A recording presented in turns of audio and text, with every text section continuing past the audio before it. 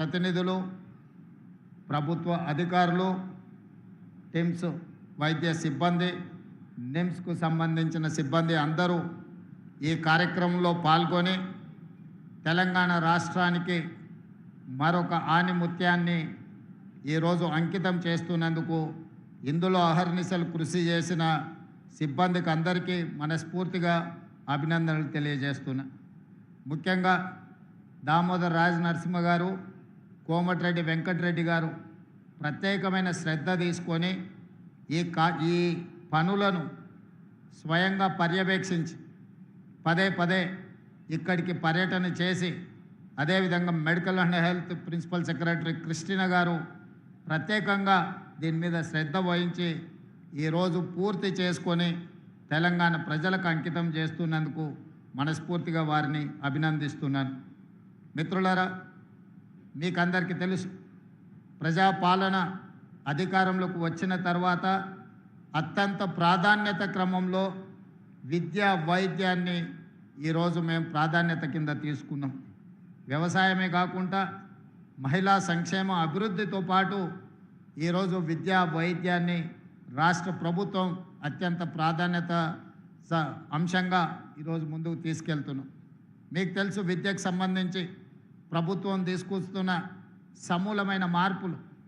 ఈరోజు నర్సరీ నుంచి 12th class వరకు ఎడ్యుకేషన్ కింద, 12th తర్వాత స్కిల్స్ డెవలప్మెంట్లో ఈరోజు రాణించాలి అని చెప్పి ఈ తెలంగాణ రాష్ట్రం దేశంలో ఉండే మిగతా రాష్ట్రాలతో కాదు, ప్రపంచంలోనే గొప్ప అవకాశాలు పొందాలి. ఇందులో ముఖ్యంగా మా girls nursing college, medical doctors అయ్యి ప్రపంచంలోనే సేవలు అందించాలని ముఖ్యంగా జర్మనీ, జపాన్, సౌత్ కొరియా లాంటి దేశాలు మన నర్సింగ్ స్టాఫ్ మీద ఎంతో ఆసక్తి చూపిస్తున్నారు. ఇప్పటి వరకు మన నర్సింగ్ గర్ల్స్ మిడిల్ ఈస్ట్ కంట్రీలోనే సేవలు అందించే ప్రయత్నం చేస్తున్నారు. భవిష్యత్తులో మీరు Germany, Japanese language, south Korean language నేర్చుకుంటే ఆ దేశాలలో లక్షలాది ఉద్యోగాలు, ఉపాధి అవకాశాలు మీకోసం ఎదురు చూస్తున్నాయి. అందుకే ఈరోజు నర్సింగ్ కాలేజెస్ కానీ, పారా మెడికల్ సిబ్బందిని కానీ డాక్టర్స్ నియామకంలో నాకు తెలిసి దామోదర్ రాజ నరసింహ గారు వారు చెప్పాలి, ఇప్పటి వరకు 16,000 మంది సిబ్బందిని తెలంగాణ రాష్ట్రంలో మన ప్రభుత్వం వచ్చిన తర్వాత నియామక పత్రాలు అందించడం జరిగింది. ఎప్పుడు కూడా ఇంత పెద్ద ఎత్తున మీ నియామకాలు చేపట్టలేదు. ఈరోజు పేదల ఆరోగ్యము మా బాధ్యతగా మేము భావిస్తున్నాం. ఈరోజు విద్య మీద పెట్టే పెట్టుబడి కానీ, లేకపోతే వైద్యం మీద పెట్టే ప్రభుత్వం కేటాయించే నిధులు దీని ఖర్చు కిందనో సంక్షేమ పథకం కిందనో చూడట్లేదు. మేము భవిష్యత్తు కోసం పెట్టుబడి పెడుతున్నామని మేము భావిస్తున్నాం. ఈరోజు ఒక పేదవాడి కుటుంబంలో పిల్లల చదువులు, తల్లిదండ్రుల వైద్యమే అత్యంత ఖరీదైనదిగా మారింది. ఈరోజు పేదలు కార్పొరేట్ హాస్పిటల్లో జాయిన్ అయితే ఆస్తులు అమ్మినా సరిపోని పరిస్థితి, చివరికి కిడ్నీలు కూడా అమ్ముకునే పరిస్థితి ఈరోజు రాష్ట్రంలో, దేశంలో ప్రైవేటు వైద్యము అత్యంత ఖరీదుగా మారింది. అందుకే ఈనాడు రాష్ట్ర ప్రభుత్వం సంపూర్ణ అవగాహనతోని రాష్ట్రంలో ఉండే ప్రజలు, 4 కోట్ల ప్రజలకు ప్రతి వాడికి వైద్యాన్ని అందించాలి. ఆ వైద్యం ఉచితంగా ఉండాలి. ముఖ్యంగా మనిషి ఆరోగ్యంగా ఉండాలి అంటే గుండె, కిడ్నీలు బాగా ఉండాలి. ఈరోజు గుండెకు సంబంధించి, కిడ్నీలకు సంబంధించి, అవయవ మార్పిడికి సంబంధించి ఒక సూపర్ స్పెషాలిటీ హాస్పిటల్ను డాక్టర్ మర్రి చెన్నారెడ్డి గారి పేరు మీద సనత్ నగర్లో ప్రారంభించుకోవడం అంటే ఇది నిజంగా తెలంగాణ రాష్ట్ర పేద ప్రజలకు అత్యంత ప్రయోజనకరమైంది. ఆదిలాబాద్ నుంచి మొదలు పెడితే అలంపూర్ వరకు ప్రతి మారుమూల ప్రాంతాలలో ఉన్న దళితులకు, గిరిజనులకు, ఆదివాసీలకు, నిరుపేదలందరికీ ఈరోజు ఈ వైద్య సహాయాన్ని అందుబాటులోకి తీసుకువచ్చినాం. చాలామంది చాలా విషయాలు మాట్లాడుతున్నారు. నేను కొన్ని లెక్కల్ని మీ ముందు ప్రస్తావించదలుచుకున్నా. ఈరోజు వరకు ఈ 32 నెలల పరిపాలనలో ఆరోగ్యశ్రీ కోసమే దాదాపుగా 2,700 కోట్ల రూపాయలు ఖర్చు పెట్టడం జరిగింది. వివిధ ఆసుపత్రులకు నిధులు చెల్లించడం జరిగింది. అదేవిధంగా ముఖ్యమంత్రి సహాయ నిధి నుంచి 2526 కోట్ల రూపాయలను ఖర్చు పెట్టడం జరిగింది. కేవలం ఈ 2 పథకాలలోనే వైద్య ఆరోగ్య శాఖ పర్యవేక్షణలో 5226 కోట్ల రూపాయలు దేశంలో పేదల కోసం ఈ స్థాయిలో నిధులు ఏ ప్రభుత్వము కేటాయించలేదు, ఖర్చు పెట్టలేదు. ఈరోజు తెలంగాణ రాష్ట్ర ప్రభుత్వం 5226 కోట్ల రూపాయలు పేదల వైద్యం కోసం, ఆరోగ్యం కోసం ఈరోజు మనం ఖర్చు పెట్టడం జరిగిందని చెప్పి నేను గర్వంగా మీకు చెప్పదలుచుకున్నాను. అదేవిధంగా శాఖ నిర్వహణ కోసం దాదాపుగా ఇప్పటి వరకు తెలంగాణ రాష్ట్ర ప్రభుత్వం ప్రతి సంవత్సరం యావరేజ్గా మెడికల్ అండ్ హెల్త్ డిపార్ట్మెంట్కి 13,000 కోట్ల రూపాయలు బడ్జెట్లో కేటాయిస్తే ఇప్పటి వరకు తెలంగాణ రాష్ట్ర ప్రభుత్వం ఏర్పడిన తర్వాత, ప్రజాపాలన వచ్చిన తర్వాత 21,800 కోట్ల రూపాయలు దాదాపుగా ఈ శాఖలో మనం నిధులను ఖర్చు పెట్టడం జరిగింది. ఇది మేము బాధ్యతగా భావిస్తున్నాం. ప్రజలు మా మీద పెట్టుకున్న నమ్మకానికి, విశ్వాసానికి ప్రతీకగా నిరంతరం మేము పరితపిస్తూ నిరంతరం జాగ్రత్తగా రూపాయి కూడబెట్టి ఈరోజు పేదల వైద్యానికి ఈరోజు ఈ నిధులను అందుబాటులోకి తీసుకొచ్చినాం.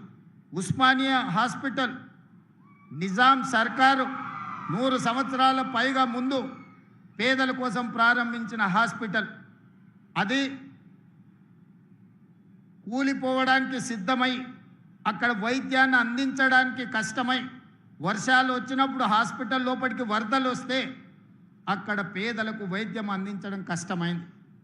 10 సంవత్సరాల అధికారంలో ఉన్నవాళ్ళు ఉస్మానియా హాస్పిటల్ని ఇంకొక దగ్గర నిర్మించాలన్న ఆలోచన కూడా వాళ్ళకు రాలేదు, నిర్ణయం తీసుకోలేదు.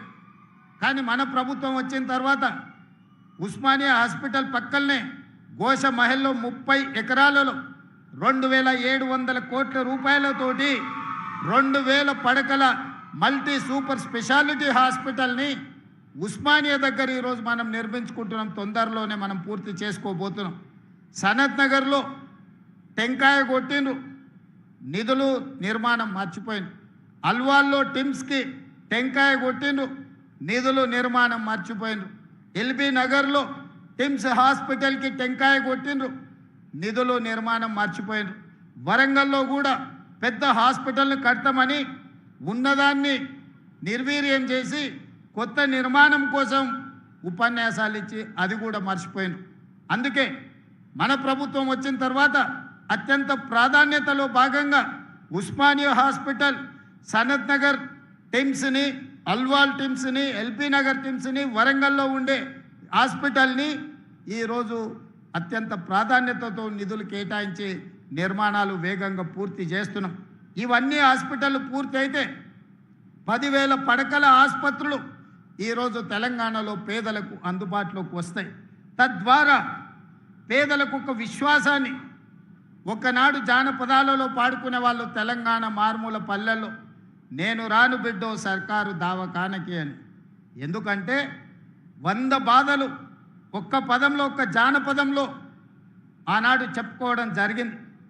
ఈనాడు రాబోయే సంవత్సరంన్నర తిరిగే లోపల 2027 డిసెంబర్ 9 తారీఖు లోపల Osmania hospital, Alwal, LB Nagar and Warangal ప్రతి 6 నెలలకు ఒక హాస్పిటల్ని పూర్తి చేసి